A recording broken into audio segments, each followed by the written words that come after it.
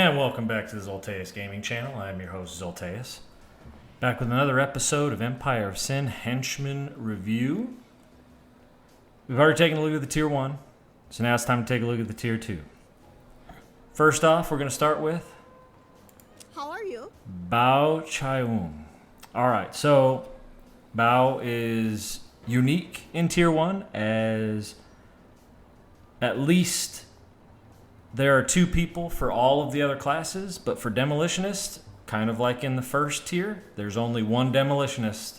So, automatically she gets rank 1, right? Well, here are some good and bad things about Bao. She's got decent hit points, better than Tier 1.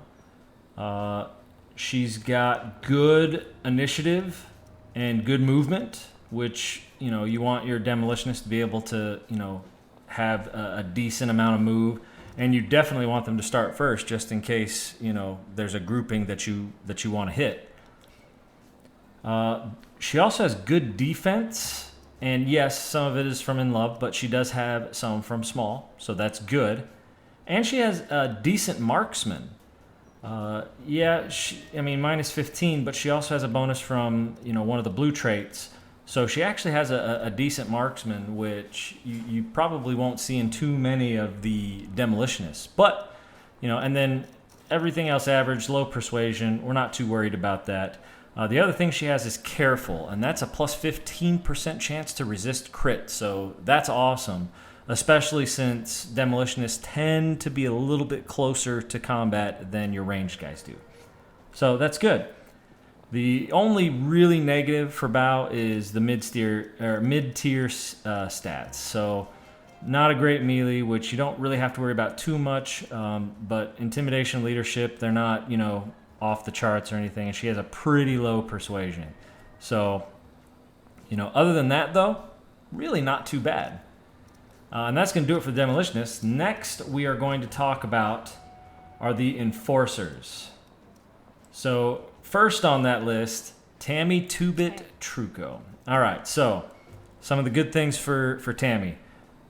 Pretty decent hit points there. Pretty decent. Mid-tier movement. Pretty decent initiative. And, we're at 60, so we're at slightly above average for leadership, so that's good. High melee. So, this is what you want out of your Enforcers, right? Especially if you want your melees to be in the thick of battle. High melee. And she gets that from Barroom Brawler and Enforcer. And the nice thing about Barroom Brawler is when she's drunk, she gets more damage and more melee. So that's good. The other good thing, thick-skinned. Minus 20% injury chance and that plus 15 chance to resist crit. So that's good.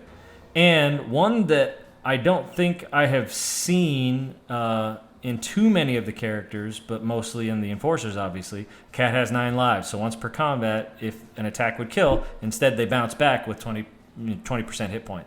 So, that's pretty awesome. The negatives is intimidation is kind of on the low side. You have kind of a mid-tier movement. It's okay, but it's not great. And you have Reckless, which you get that plus 2 initiative, which is how she got that high initiative, but she also has a minus 5 to defense. And her defense is okay, but once again comes from the fact that she's in love, so, could go away, and you get that minus 5 from Reckless. So if that in love goes away, you're already at a negative. So that's not that great. Pretty much... that's pretty much it for Tammy 2-bit. Decent, but we're going to look at the other one, which is Crispo Gregson, or Gregson, however you want to pronounce it. Things for Crispo. Super high hit points, so that's good. Super high hit points. Pretty high marksman. 80, base 80, that's high. There are plenty of the hired guns that don't have that. And... super high melee. So, starting off good there. Decent initiative, one below the other one, but this is base. This, it hasn't even added anything. So that's awesome that he has a high initiative to start like that. And he has a almost 70. I mean, that's a pretty high leadership stat, so that's really good. Also, you have naive, so minus 1% salary, so that's nice. You have brawny, so plus 10 just straight to damage, and then plus 10 to melee. You get plus 20 when drunk. And he's an alcoholic, which means he has a 90% chance to take a drink, so he's probably going to utilize that plus to damage when drunk often. Also, he has kind. Plus 10% chance to resist status effects. And since he's an enforcer, he's going to be in the thickest stuff, which means he'll probably get hit with a lot of different damages to include status effects. So that's pretty good. He also has thick skin, minus 20% injury chance, plus 15% chance to resist crit. So that's good. And weirdly enough, I mean, you give him a shotgun and this could be a good thing. Shoot first. This person will immediately go into Overwatch to start a combat. So kind of like with Maria from Tier 1, you give him a shotgun and you start combat, he's going to immediately shoot someone with that shotgun before combat even gets a chance to start. So that's awesome. Negatives for him, kind of mid-tier movement, has no starting defense, and he doesn't start with a weapon, weirdly enough. So no starting weapon. But, I mean, and his intimidation is low, but it's not lower than, Tammy. So, if I were to rank Crispo and Tammy, Crispo takes the cake here. I mean, that's a lot of pluses. That's a high hit points. He has a stupid amount of good traits. And you can mitigate defense with armor. So, Crispo takes it there. All right, so the next tier we are going to look at is the hired guns. First one is Vincenzo. So some good things about Vincenzo. He's got a high movement. I mean, that's pretty good. That's pretty good movement. And, of course, that comes from, where is it? Oh, that comes from, nervous reflexes. So he gets a minus 5 to marksman, which isn't that great, but he gets that plus 1 to movement. He also has shoot first. So that's nice, especially if you have submachine gun or a machine gun-like weapon on him. He will do a good amount of damage. He's kind of mid-tier hit points, so I put that as a positive. You're not looking for super high hit points with the hired guns, but you still want them to have, more than average, right? So not too bad. His negatives, yeah, that marksman. Woo. Now, yes, he gets a minus 20 from this, but I mean, even with that, he's still at 55, and he is he gets a plus percentage from hired gun. And he has a high base. So, yeah, you could take that off of him, and he's back up to 75. But the fact of the matter is he has this nervous reflexes, which means he gets that minus 5 to marksmanship. So, low marksman, kind of low, mid-tier everything. He's got a very low persuasion. The other thing is his initiative's kind of on the low side, and you want your hired guns to have that higher initiative. And he's greedy, so he wants more money for, the lower stats, right? So that's Vincenzo. Next we're going to look at is Theodore. So where's Theodore? Here he is. So Theodore. Positive things for Theodore. High marksman, so he starts with that base 80, and he already has a minus 20 from the submachine gun. However, he has two abilities, or not two abilities. He's a hired gun, so he gets that plus 15, but he also has a blue ability, stayed in school, which is even higher. So even with the minus 20, he's at 75. So that's pretty high. I also put high melee on him, which makes him a versatile hired gun.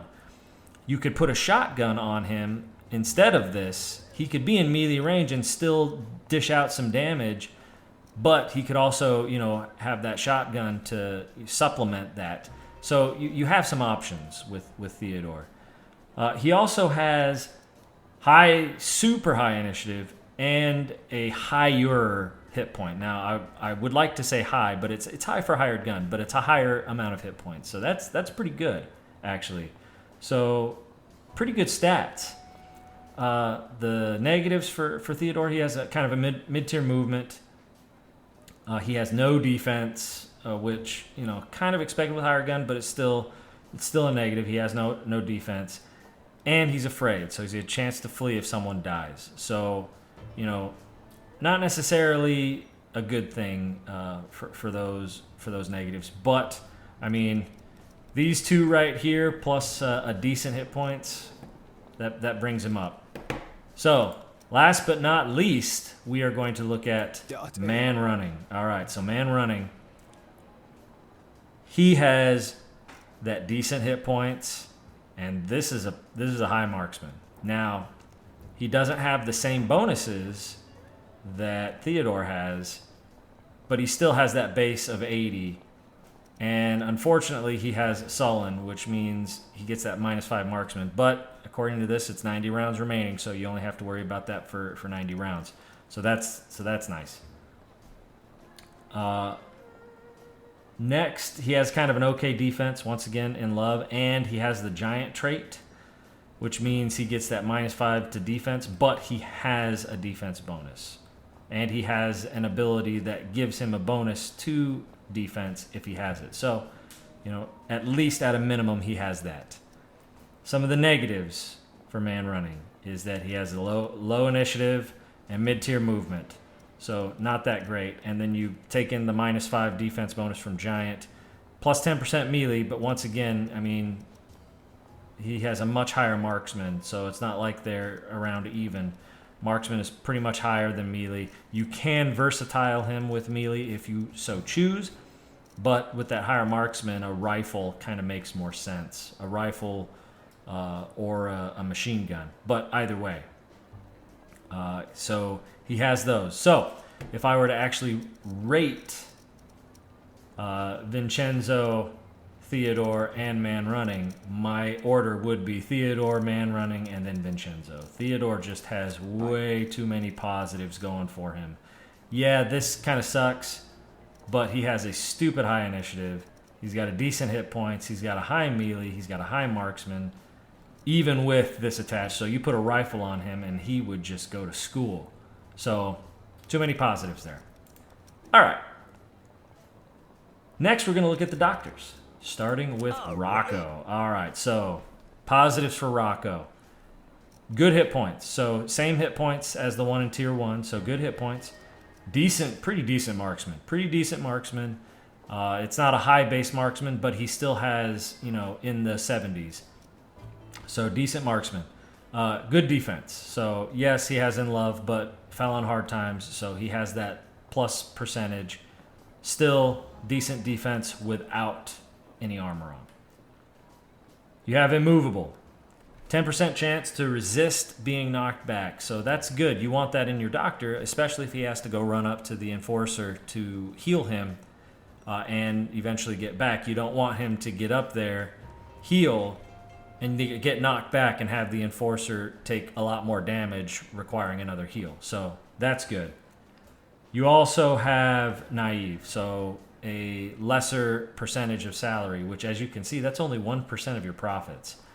So he started at 2%. He's on the lower end of Tier 2. Not bad.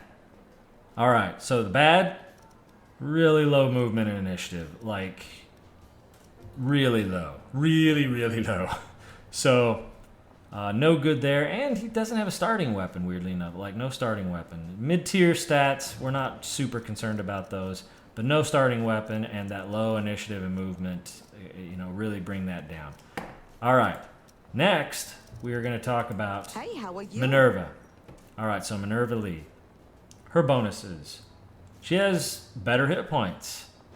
And she has a decently high marksman. Now, unfortunately, it actually is higher in base than Rocco, but she has Sullen, which is -5 marksman. Now, it is only 90 rounds remaining, so that will go up to a 75, but still, it starts at 70. Next, good defense. So once again, just like Rocco, she has that bonus, 10%, and she has that plus 25 from In Love. So she has a defense bonus, so that's good. She also has thick skin. And we know all about thick skin, so that's actually good to have in that doctor, especially if they have to get into the front line or the fray of it. So some negatives. No starting weapon. And here was one that I had a question on. So tolerant. So when I see plus percentage, I think good, but it's +5 injury chance. Does that mean she gets injured more often? It sounds like a negative to me. And she has low initiative and mid-tier movement, so it's not as bad as Rocco's, but that's still pretty low for what you want to see in a doctor. So there's that. I mean, you could also talk about that chance to crit, but that's in flanking, so that's very situational, so I'm not going to include that. So that's Minerva. Last but not least, we have Gracie. All right, so Gracie, also good hit points and pretty dang good marksman. Good defense, not as good. It's not 28, so you don't have that plus the percentage, but she still has it, so that's good. Brave. +20 initiative when outnumbered in combat. So that then bumps her already decent initiative, which I called it mid-tier because it kind of is 40, but that bumps it up to 60, which puts it into the epic tier. So awesome there. Also, she has thick skin, so that's good. Some of the negatives. I put mid-tier initiative, that's a negative. Mid-tier to low movement, that's a negative. And I put this as kind of a negative to be understood. So when you get this person, or if you get this person, this is to be understood. You have a 25% chance to have this person leave if someone else is promoted to underboss. So it's something you have to keep in consideration if you were to hire Gracie as your doctor.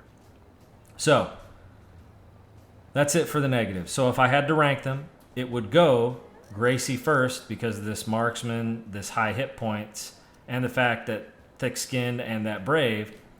Next, I would go Rocco just because of that marksman, that immovable, and the fact that he is stupid cheap. And yeah, the initiative movement's not that great, but none of them have a great movement or initiative. And then I would go... Sorry, there she is. Hey, then I would mister. go Minerva because her initiative movement, not that great. She has higher hit points, but she also costs 3% more than Rocco, and the differences between them, besides maybe 10 hit points, not that much. So that made that choice pretty easy. All right, last but not least, we have the con artists, and we are going to start here with Marlena. All right, so pluses to Marlena. That's a pretty high movement. High natural defense. So she gets defense from small. And she has a plus 10% from one of her blue traits. So she already starts with a high bonus. And then you put armor on her and that's just going to keep going up. So that's good. That's high natural. Good hit points. Much higher than the 60 that we saw in tier 1. And she's careful. 15% chance to resist crit. So that's good. Some of her negatives, she's got kind of a low melee, which means what you would look for in con artists, you're going to have to rely on marksman. Now that's decent marksman, but there's no bonuses, it's just a base, and you haven't put any kind of weapon on her yet. And she has no starting weapon to bring that to light. So no starting weapon. She has kind of a low initiative, which is kind of what you want in a con artist based on their tier or their talent tree. And she has that low melee, so if they get into melee range, you can't rely on any kind of melee skills, or at least melee damage, just because of that low melee. She's gonna, and that comes from small, but low melee, which means she isn't going to be relied on to hit very often in melee range with a melee weapon. So you have that. Next you have Good to meet you. Boris Petrov. Boris. So for Boris, nice thing is he has even higher hit points. That's good. He also has a pretty high initiative and a very high movement. So that's great. He also has a high marksman. That's base. So you equip him with the rifle, he's good to go. He also has a high leadership. And I highlighted this because his base is already high. He gets that plus 10%. So this is someone that you could actually put in a leadership position. That's good. You don't see too many of those with that high starting leadership. He also is thick-skinned, which means he has that -20 to injury and +15 to resist crit. So, some of the negatives. No bonus defense. So no natural or innate bonus, which means if you do get him into melee range, which his melee is decent, you're going to have to rely on just armor. And he's intolerant, so he gets a -5% chance to crit and a -5% to crit damage. So already we're already talking less chance to crit and less crit damage even if he does crit. So, those are the things to contend with as far as Boris is concerned. One thing I will say about him, his stats for con artists are just off the charts, so that's good. Last but not least, we have Jez. All right, so Jez, she has mid-tier hit points, so not as high as Boris, but still doing decent, and okay melee. So at a minimum, she gets into melee range. She can be okay. Boris still has higher melee, but still it's there. High marksman, and that comes from abilities and base. So you can put her with a shotgun and she will just go to town. High defense, yes, it comes from in love, but still actually has a starting defense, so that's good for a con artist. High move, that is insane tier movement, movement 8, that is off the charts. Also has aggressive, so you gain 2 morale when involved in combat but lose 2 morale after going a week without combat. Like I said, I've covered this in the tier 1. If you're not in combat once a week, you are obviously the master of diplomacy or something is just wrong. And trust no one, so that gives her that plus to movement, that plus to initiative, plus to marksman. But this is all in addition to what she already gets when there are no friendly characters within 10 meters. Con artists are supposed to be kind of lone wolves, right? So not only are you going to go from an 8 to a 9 movement, but you're going to go from a 52 from a 42 initiative, and you're going to go up to a 95 marksman, which means that shotgun is going to get some use, if you know what I'm saying. So all good things. The one kind of bad, I guess intimidation could be a bad thing, but I would think persuasion would be something you would want more with a con artist, which is kind of mid-tier. But initiative to start, it's kind of mid-tier. They may not be the first ones going, and you want your con artist to go first, right? Maybe, hit that shotgun and then run away if they have to.